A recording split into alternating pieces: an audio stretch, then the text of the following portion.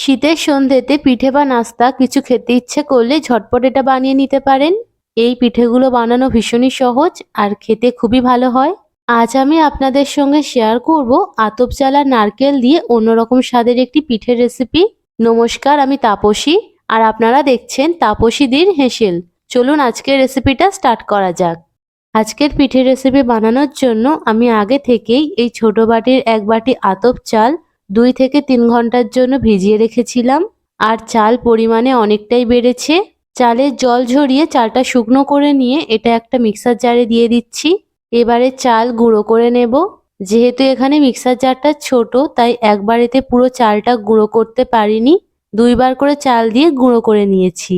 আপনারা চাইলে এই চালের গুঁড়ো শিলনোড়ায় করে নিতে পারেন। চালের গুঁড়োটা আমি এখানে একদম মিহি পাউডার করিনি, একটু দানা দানা মতো রেখেছি। এবারে এতে দিয়ে দেব সামান্য কিছু উপকরণ। যে বাটি মেপে চাল নিয়েছিলাম সেই বাটি মেপে দিয়ে দিলাম 1 বাটির একটু কম চিনি, পরিমাণ মতো নুন, 1 বাটি ভর্তি করে নারকেল কোড়ানো। আপনারা চাইলে নারকেল কুচি দিতে পারেন, তবে নারকেল কুচির থেকে নারকেল কোড়ানো দিলে পিঠে খেতে বেশি ভালো হয়। সবশেষে দিয়ে দিলাম ওই বাটির 1 বাটি জল। আমি এখানে নর্মাল জল দিয়েছি। এবারে সবকিছু খুব ভালো করে মেখে নিচ্ছি।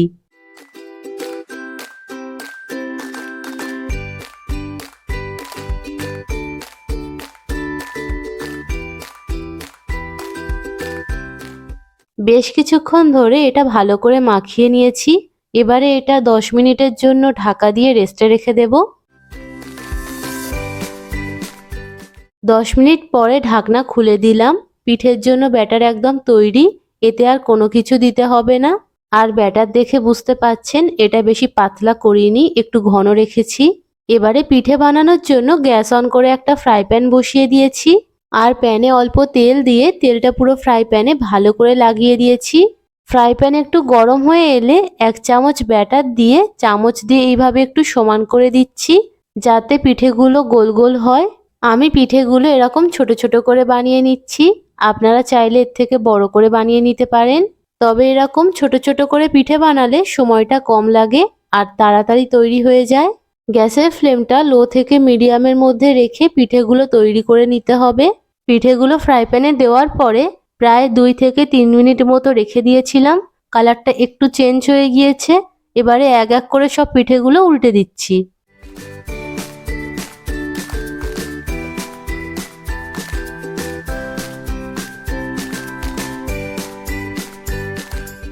খুবই অল্প তেলে এগুলো ভাজা হয়ে যায়। আমি প্রথমে যে তেল দিয়েছিলাম সেই তেলেই পিঠেগুলো ভেজে নিচ্ছি। পিঠেগুলো ভাজতে গিয়ে যদি আপনাদের মনে হয় তেলের প্রয়োজন আছে, তাহলে এই পর্যায়ে অল্প করে তেল দিয়ে এগুলো ভেজে নিতে পারেন।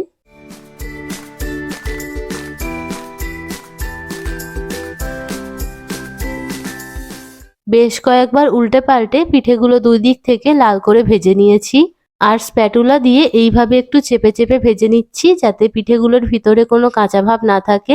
পিঠেগুলো ভাজা হয়ে গিয়েছে, এখন একটা প্লেটে তুলে রাখছি।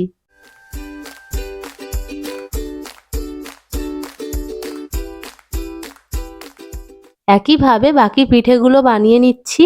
খেয়াল রাখবেন গ্যাসের ফ্লেমটা লো থেকে মিডিয়ামের মধ্যে রেখে পিঠেগুলো বানাতে হবে। যদি গ্যাসের ফ্লেমটা হাই থাকে তাহলে পিঠেগুলোর ওপর থেকে কালার চলে আসবে, কিন্তু ভিতরে নরম আর কাঁচা থাকবে।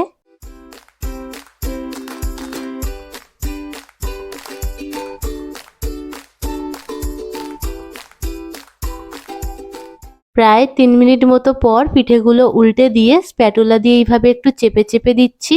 এইভাবে করলে পিঠেগুলো ভাজা ভালো হবে।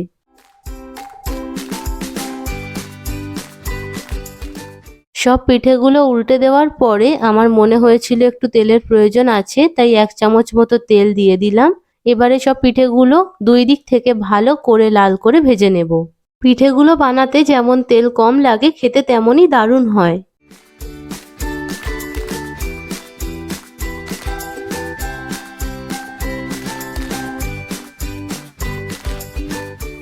পিঠেগুলো 2 দিক থেকে খুব সুন্দর কালার চলে এসেছে।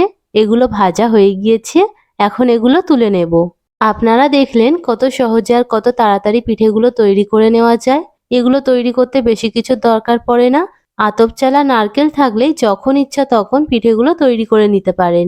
যারা আমার ভিডিওটি ইউটিউব থেকে দেখছেন তারা প্লিজ চ্যানেলটি সাবস্ক্রাইব করে দেবেন, আর যারা ফেসবুক থেকে দেখছেন তারা পেজটি ফলো করে দেবেন।